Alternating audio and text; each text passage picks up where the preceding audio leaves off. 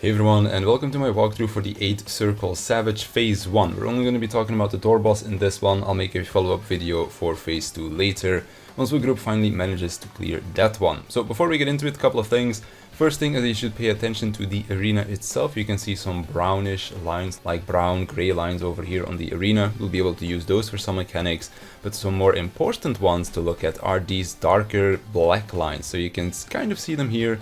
Maybe it's hard to see on the video itself, but they are going from north to south, and from east to west you have two of them as well. We'll be able to use those to find the safe spots for some of the mechanics as well, so quite important to know. Another thing is that we need to have some stack and spread positions as per usual. We want to have a light party group, so 1 tank, 1 healer, and then 2 DPS players on each side of the arena. And within that group you'll also want to create 2-player group stacks, so 1 DPS player paired together with a tank or a healer. For these group stacks, like the 2-player stacks, you'll want to have them centered around 1, 2, 3, and 4 marker. And then you'll also want to say who is going to stay at that marker and who is going to spread away, because it's also possible that we get 8 individual AoEs instead. So once that's out of the way, we can get started with the fight.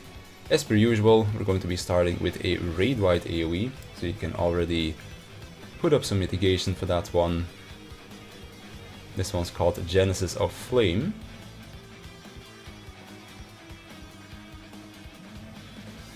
And then we go into the first random mechanic. So what he's doing right here is Conceptual Octa Flare. This can also be Conceptual Tetraflare, and this will dictate what is going to happen once he releases this mechanic. So Octa means 8, Tetra means 4. In other words, if it's Octa Flare, all 8 players will get an AoE, so everybody needs to be spread out.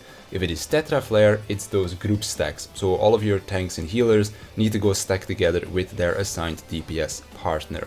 Because it's Octaflare right here, everybody needs to be spread out once this mechanic resolves. Now after he finishes casting this, you can see that his arms will start glowing. You can also see the message that he imbues his arms with Scorching Flame. So this means that when he does Sunforge, he is going to be resolving this mechanic, so you need to pay attention to that.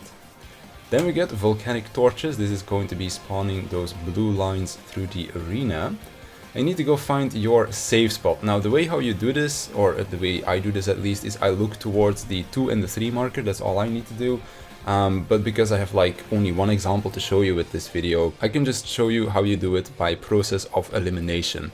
So because 3 is my safe corner where me and my partner would be stacking or spreading around, I look towards the B and the C marker. Those are like the 2 possible safe spots. For me, either I'm going to be standing right here, I'm going to be standing here in the middle, or I'm going to be standing here at the bottom. So what I first do is I look towards the B marker. If there is a blue line that comes through the outside of the arena here, that means that the B quadrant is not safe. If there is a blue line that goes through the edge of the arena on the C marker, which you can't see in my POV, but that's what I would be looking for, then that is not going to be safe either, and that means that the middle tiles over here are going to be safe. If there is a blue line that goes through these middle tiles, then of course the middle tiles are not going to be safe. So that is kind of the process of elimination. So I look towards the B marker, I see that there's a blue line going past the B marker, so this is not going to be safe. Then I would look towards the C marker and see if there's a blue line, but there is not. And you can also see that 2 blue lines cross the middle here as well. It means that this side also will not be safe for me, so that means that C is safe. Of course, you can't see behind me because I don't wear my camera, as I don't use this process of elimination anymore, because there's other ways to look at it as well. But basically, I would look behind me to see if there's a blue line, yes or no. There isn't. For example, on the A side of the arena, you can probably see it. There's no blue line at the edge of the arena here, so that is going to be the safe quadrant for the people on 1 and 2 as well. So that's how you can kind of see it. Then we get Sunforge. This has 2 variations. You have the one where he has a dragon, and you have the one where he has a phoenix. If it's a dragon, he is going to be cleaving through the middle of the arena. If it's a phoenix, the middle of the arena is going to be safe instead. The way how you see where the safe spot exactly is going to be is you just look at the black lines that I talked about before. So you see this little black line on the arena. I am standing just behind it because it's the dragon, so the middle is not going to be safe. So you need to stand behind this black line. Together with Sunforge, he's also going to be releasing the Octaflare or Tetraflare. So that is why everybody is spread away, so that we do not clip each other with the Octaflare that just happened. It does give a magic vuln up, so if you clip people, you're going to die. After this we get Flame Viper. This is a double tank swap Tankbuster, so the first swap happens right here, and then the second tank swap happens right here. The reason why we need 2 tank swaps is for the following reasons. 1, it puts a bleed onto your main tank, or the one that takes the hit, and 2, the second tank will also take a magic phone, so you still need to swap back, because otherwise that tank is going to die to the next auto attack. You cannot invuln this Tankbuster. If you use a tank invuln on this, the bleed that the tank will get will quite literally tick for 600,000 damage, and well, they don't have that much HP, so do keep that in mind. After this, we are going into the first transformation mechanic, I guess would be the best way to describe it.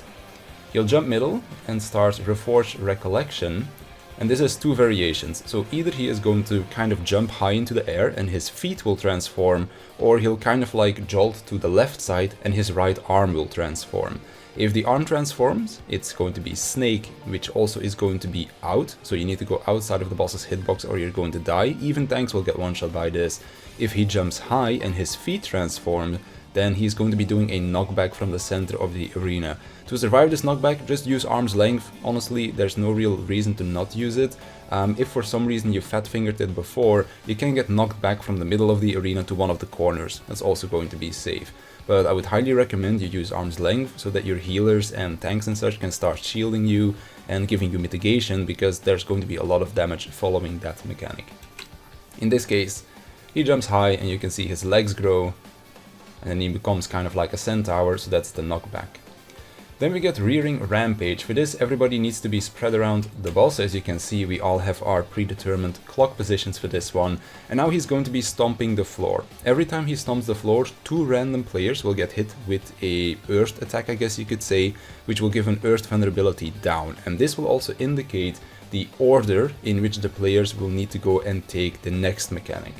So we call 1, 2, 3, which is going to be me, and then 4. After this is done, make sure that everybody is healed up and also put up some mitigation, as Stomp Dead is going to be targeting the 2 furthest players. So you just take these in the same order that you just did.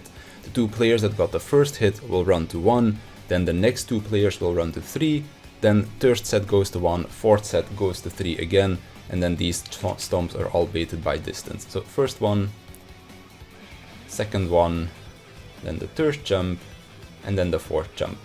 The AoE itself is smaller than the boss's hitbox. It's actually quite small, to be honest. But yeah, that's kind of that. After this, there's no damage for a little while, so you can just DPS the boss down. Illusory Creation is a fixed mechanic, so after the first transformation mechanic is done, he'll always do this one, which spawns 4 copies of him on the cardinals.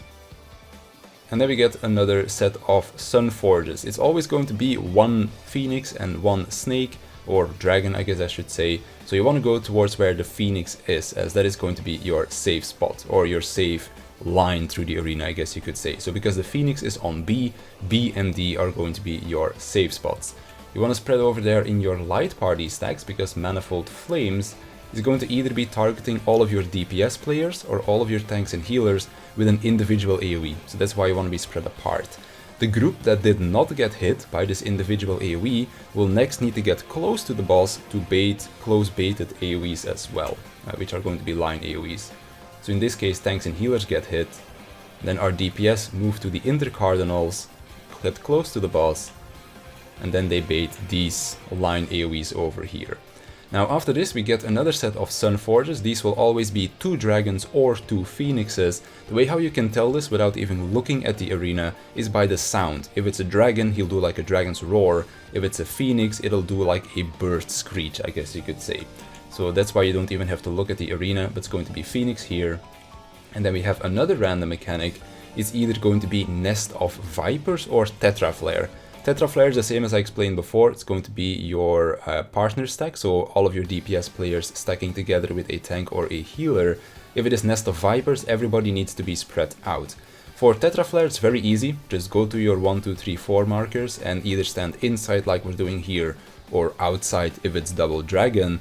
For Nest of Vipers, everybody needs to be spread. So we do like left and right spreads. I would stand here, and then my ninja would stand here, for example. And if it is going to be outside safe, then we just stand left and right of the marker as well, just to make sure that we do not clip each other. But it's Tetraflare here, so everybody is going to be stacking together on their safe corner. After this we get another set of blue lines, and these ones are a lot easier to identify than the previous ones, because all you need to do is look towards the 4 marker. That's going to be the southwest side of the arena, as from that corner you can literally see where the whole mechanic is going to be going. Now these lines over here in the 4 corner, as you can see, are going to be pointing away, so 4 is going to be safe. Now if they were to all go to the left and down, then 1 would be safe.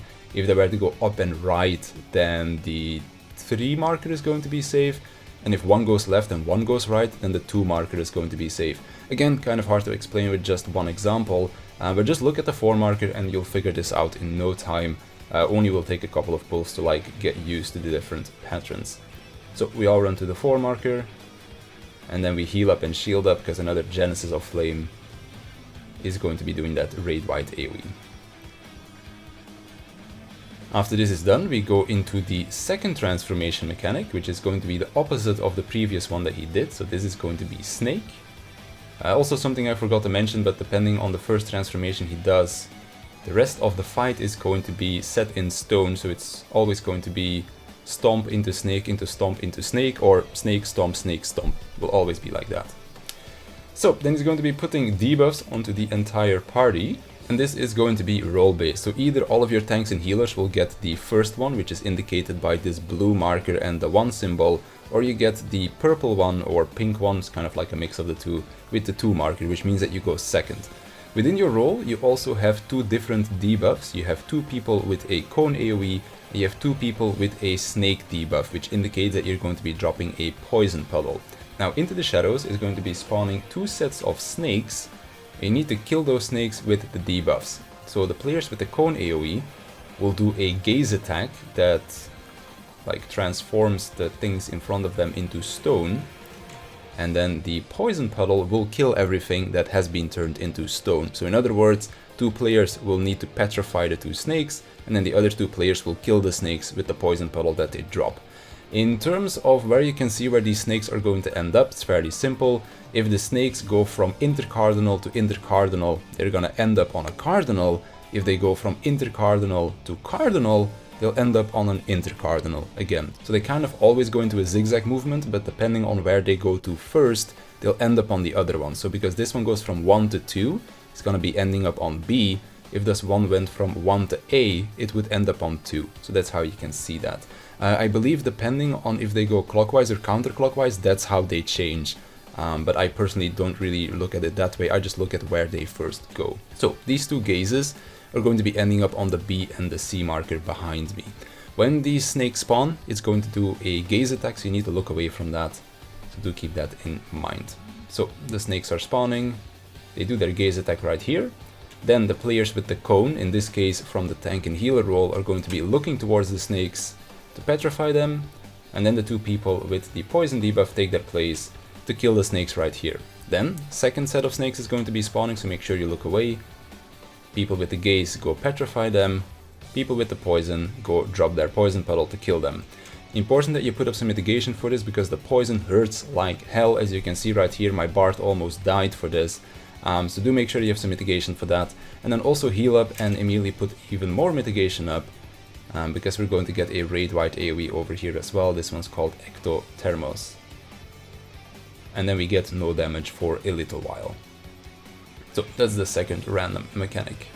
Then we go into the second fixed mechanic, for which we will want to heal up and put up some mitigation as well.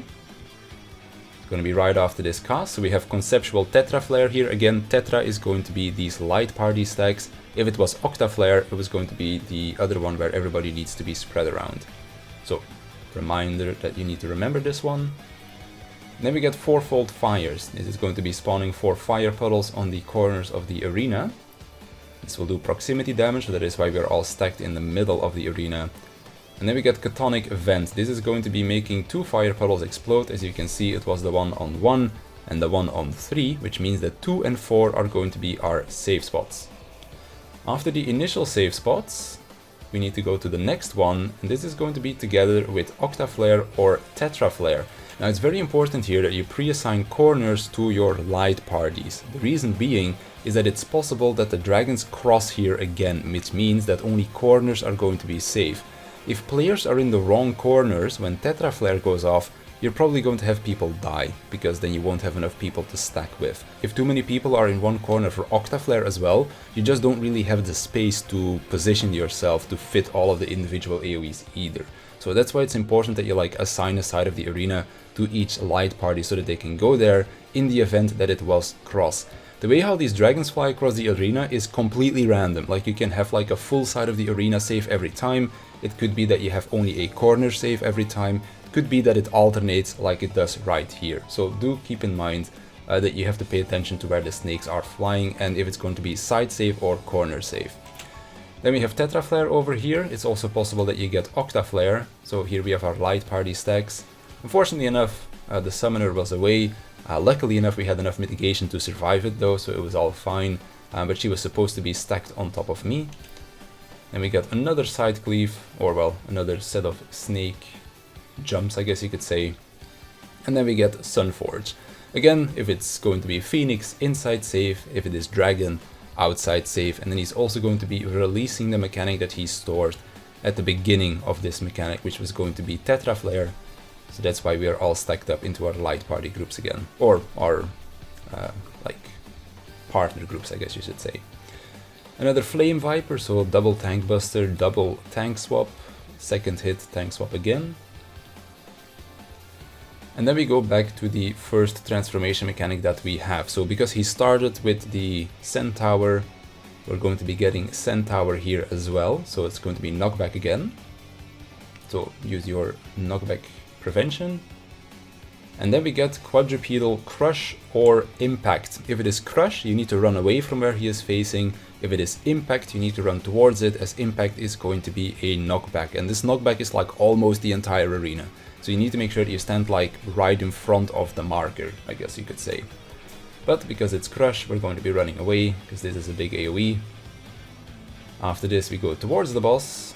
We get Conceptual Tetraflare. Now this one also has a possible different one, which is Conceptual Die Flare, and Die Flare stands for 2, which means a light party stack, so it's going to be a group share on both of your healers.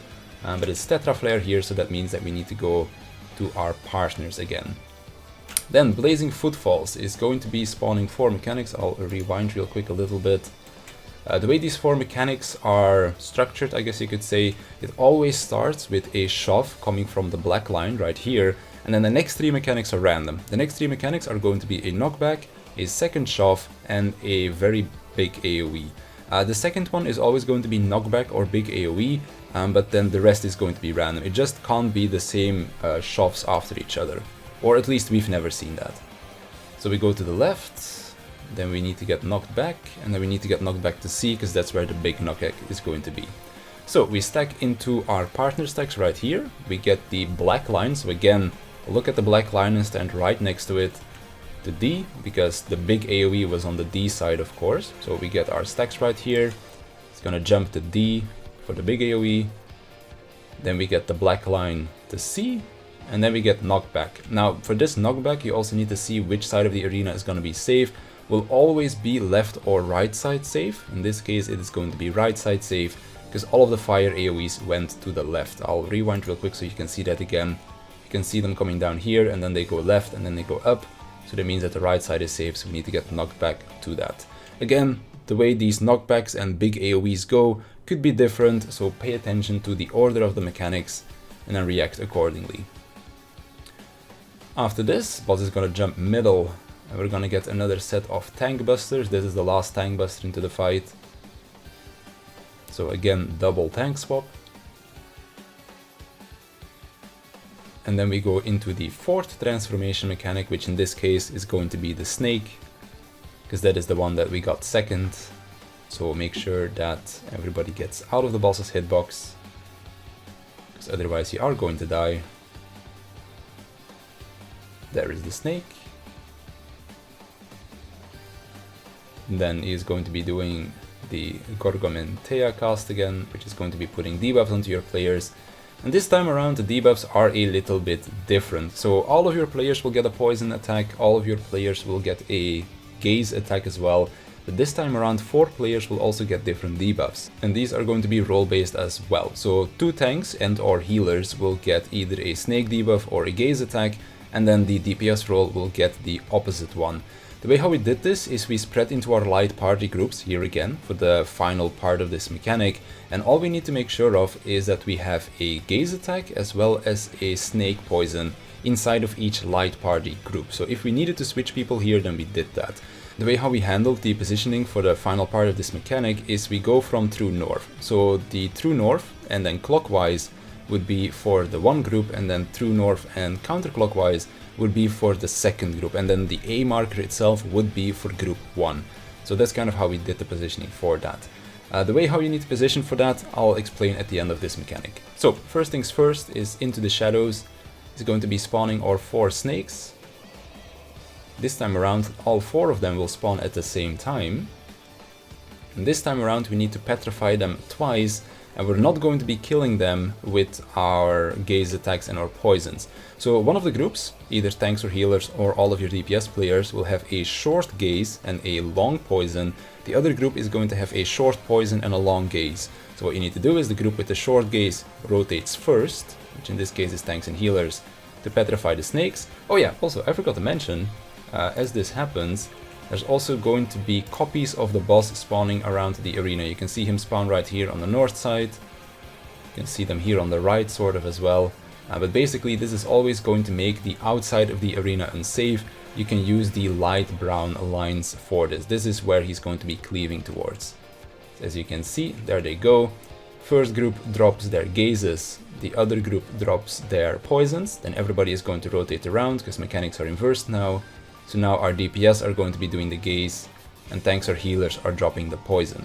Second part of this mechanic is that the boss is going to again spawn a clone on a side of the arena. He's going to be killing 2 snakes because the snakes are still petrified, so the boss's poison attack is going to be killing these snakes. Now this is going to depend where your snakes are. If your snakes are on the A, B, C, D markers, the boss is always going to go from B to D, or from A to C, and he could also spawn on the south side and the west side of course, but that's how the line AoE would go. If the snakes are on the 1, 2, 3, 4 markers, then that means that the boss is gonna stand on a side. He won't ever go diagonally across the map. It will always be a straight line from north to south, or from east to west, or again the reverse of that. So because he is going from B to D, that means that we need to go into our light parties on A and C. Now for these light parties, as I mentioned, we need to have 1 snake stack in there, and we need to have 1 shriek. Now the shriek itself is going to petrify everything in its line of sight, so that's why it's important that the shriek player is going to go behind the snake. We're going to run middle here for heals and shields. As you can see, the shriek player positions themselves behind the snake, so that he does not petrify any other players. All the other players go right in front of the snake because they have a stack buff going off right here as well. So that's why everybody is kind of close to the snake to have everybody get hit by this stack, your shriek player included. If the snakes were on the 1, 2, 3, 4 markers, you need to stand exactly the same like this. So position yourself on the brown line. If you are going to be standing like northeast and then southwest for your stack, the shriek is going to be hitting players on the other side. So that is why you always need to stand on the brown line to make sure that you don't hit other players with your petrify attack. So snakes get petrified, the 2 snakes in the middle were killed by the boss's attack, and then the snakes on A and C are going to be killed right here from the poison stack resolving. And then that is the end of this mechanic. I do believe there is one more raid-wide attack. Yep, there it is, Genesis of Flame. And then we have 2 more auto attacks. And then that is going to be the end of this phase. If you don't hit 49% on the boss's HP, then he is going to be enraging and killing you. If you do hit 49, then he is going to be transforming into his second phase, give you a checkpoint for the remainder of your instance duration, and then you get to fight his second form. But that's going to be doing it for the walkthrough of phase 1. If you have any more questions, then as always, feel free to leave a comment down below and I'll get back to you. But for now, I want to thank you for watching, I want to thank my Patreons for their support, and I'll see you in the next one.